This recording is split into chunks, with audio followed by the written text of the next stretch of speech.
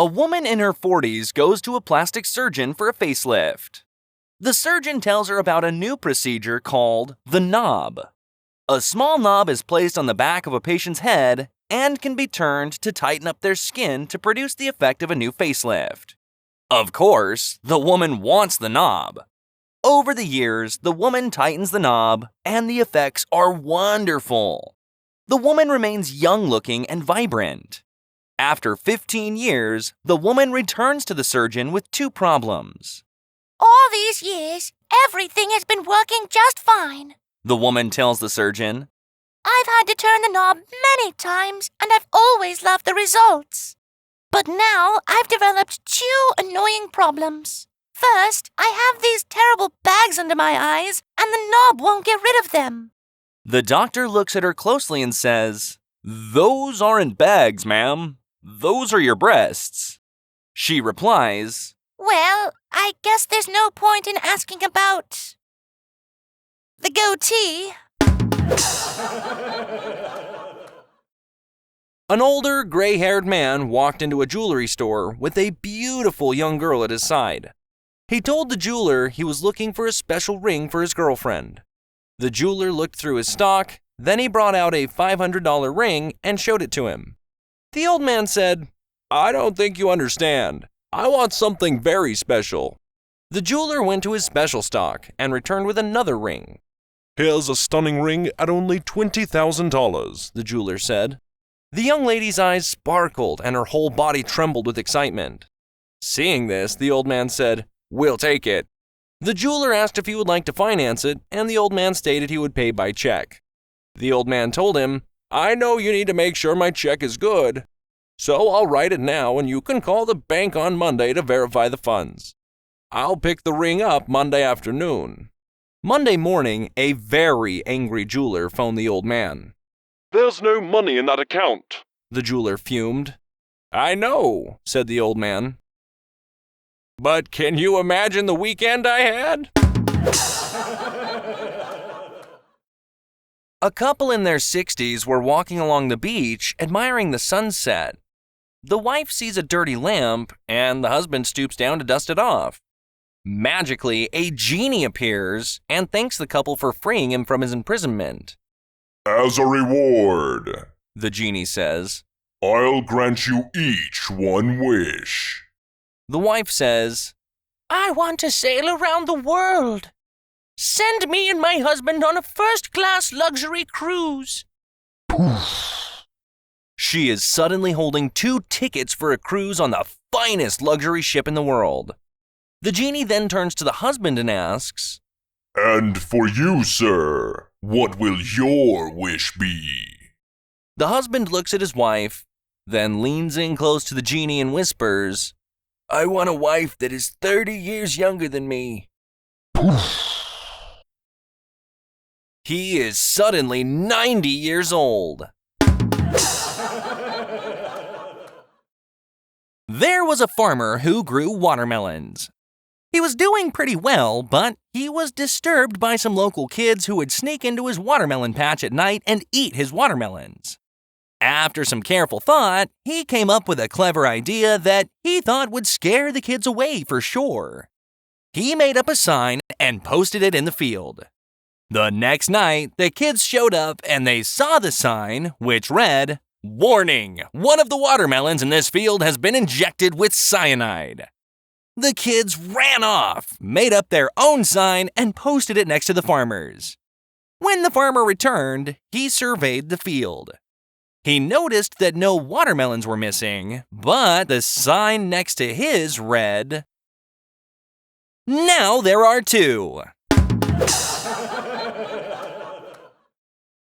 A farmer needed a rooster to mate with his chickens. Another farmer down the road had a rooster for sale. The farmer went to the other farmer's house to buy the rooster. The other farmer tells him, "Here's a rooster. He will service your chickens. But watch out, he's a mating machine and he'll go after anything." The farmer buys Brewster and takes him home. Brewster goes through the henhouse, then starts on the farmer's sheep and other barnyard animals. After a couple days of this, the farmer tells Brewster You gotta slow down or you'll kill yourself. After a week of Brewster going after every animal on the farm, the farmer comes out and sees Brewster laid out in the yard, vultures already circling. The farmer, cussing, tells the corpse of his rooster, I told you you'd kill yourself, you didn't slow down. Brewster opens one eye and says, Shut up! They're about to land! A teenage boy walks into a pharmacy to buy his first box of condoms. He doesn't really know what he's looking for, though, so he decides to ask the pharmacist his opinion. What can I do for you, son? Asks the pharmacist. Well, I'm meeting my girlfriend's parents at dinner tonight, and she and I agreed that afterward, we'd get intimate for the first time.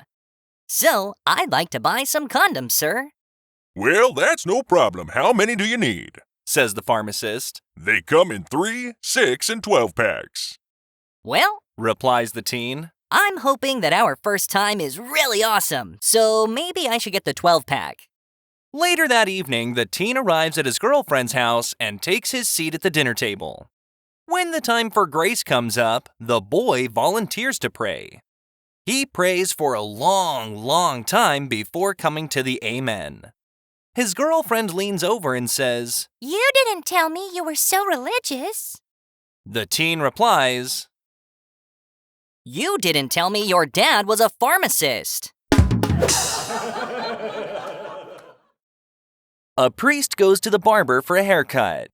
When the barber has finished, the priest asks how much he owes. All free, my friend. I consider it a service to God, replies the barber. The priest thanks the barber and leaves. The next morning, when the barber arrives at the shop, there's a Bible, flowers, and a thank you note from the priest on the doorstep. The same day, a policeman enters wanting a haircut. When the barber is finished, the policeman asks how much he owes. No charge, my friend. I consider this a service to the Lord above. The policeman thanks the barber and leaves. The next day, when the barber arrives at the shop, there's a box of donuts and a thank you note from the policeman on the doorstep. In the afternoon, a lawyer comes in for a haircut. When the barber is finished, he tells the surprised but pleased lawyer that there is no charge as he considers it a service to God. When the barber arrives at the shop the next day, he sees on his doorstep a long line of lawyers waiting for haircuts. A man is chosen for jury duty, but very much wants to be dismissed from serving. He tries every excuse he can think of, but none of them work. On the day of the trial, he decides to give it one more shot. As the trial is about to begin, he asks if he can approach the bench. Your Honor, He says, I must be excused from this trial because I'm prejudiced against the defendant. I took one look at the man over there in the blue suit with those beady eyes and that dishonest face, and I immediately thought, that man is a crook. He's guilty. So, Your Honor, I could not possibly remain on this jury. With tired annoyance, the judge replies, Get back in the jury box. That man is his lawyer. John works hard for his living, so his wife decides that he deserves a special treat for his birthday. One night, she blindfolds him and takes him to a local strip club. The doorman at the club greets them and says, Hey, John, how are you doing? His wife thinks this is a little strange. Once inside, John's wife removes the blindfold and asks him if he's ever been to this club before. Oh, no, says John. He's one of those security guys I meet on my business trips. After they're seated, a waitress asks John if he'd like his usual and brings over a Budweiser. His wife is becoming increasingly uncomfortable and asks, How did she know that you drink Budweiser? Oh, I recognize her. She's the waitress at the bar around the corner from work. I always drop in there and have a bud on Fridays, replies John. Next, a stripper comes over to their table, throws her arms around John and says, Hi, Johnny. Want your usual table dance? John's wife, now furious, grabs her purse and storms out of the club. John follows her and spots her getting into a cab. Before she can slam the door, he jumps in beside her. John tries desperately to explain how the stripper must have mistaken him for someone else. But his wife is having none of it. She is screaming at him at the top of her lungs, calling him every name in the book. Just then, the cabbie turns around and says, "Geez, John. You picked up a real piece of work this time." A blonde gets a new job cutting down trees. On the first day, her boss hands her a chainsaw and says, "Now go into that forest and cut down as many trees as possible. Please be careful and remember that the minimum is 6 trees a day." The blonde goes into the forest and begins cutting down trees. But by the end of the day, she only manages to cut down 4 trees. Her boss decides to give her another chance, but the next day, she only manages to cut down 3 trees. Her boss decides to give her one last chance, but on the third day, she only cuts down 2 trees. As she finishes work, her boss calls her over and says, "You must be doing something wrong, so watch how I do it, then I'll give you one more chance. But if you still can't cut down 6 trees a day, you're fired." He positions himself in front of a tree and starts up the chainsaw. The blonde gets a confused look on her face and says, What's that noise? Upon arriving home, a husband is met at the door by his sobbing wife. Tearfully, she explains, It's the pharmacist. He insulted me terribly this morning on the phone. Immediately, the husband drives downtown to confront the pharmacist and demand an apology. Before he could say more than a few words, the pharmacist tells him, "Now, just a minute. Please listen to my side of it. This morning, the alarm failed to go off, so I was late getting up. I went without breakfast and hurried out to the car just to realize that I locked the house with both house and car keys inside. I had to break a window to get my keys. Then, driving a little too fast, I got a speeding ticket. Later, about 3 blocks from the store, I had a flat tire. When I got to the store, there was a bunch of people waiting for me to open up. I opened and started waiting on these people, and all the time, the darn phone was ringing off the hook." He continues, Then I had to break a roll of nickels against the cash register drawer to make change, and they spilled all over the floor. I got down on my hands and knees to pick up the nickels, and the phone was still ringing. When I came back up, I cracked my head on the open cash drawer, which made me stagger back against the showcase with a bunch of perfume bottles on it. All of them hit the floor and broke. Meanwhile, the phone is still ringing with no let-up. So I finally got to answer it.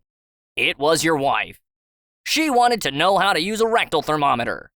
Honest, mister, all I did was tell her. As a butcher is shooing a dog from his shop, he sees a $20 bill and a note in his mouth reading 5 lamb chops, please. Amazed, he takes the money, puts a bag of chops in the dog's mouth, and quickly closes the shop. He follows the dog and watches him wait for a green light, look both ways, and trot across the road to a bus stop. The dog checks the timetable and sits on the bench. When a bus arrives, he walks around to the front and looks at the number, then boards the bus. The butcher follows, dumbstruck. As the bus travels out into the suburbs, the dog takes in the scenery. After a while, he stands on his back paws to push the stop bell. Then the butcher follows him off. The dog runs up to a house and drops his bag on the step. He stands on his back paws and presses the doorbell. He does this again and again, but there is no answer. So he jumps on a wall, walks around the garden, beats his paw against a window, jumps off, and waits at the front door. A guy opens it and starts cursing and shouting at the dog. The butcher runs up and screams, "What are you doing? This dog is a genius." The guy at the door replies, "Genius my butt." It's the second time this week he's forgotten his keys.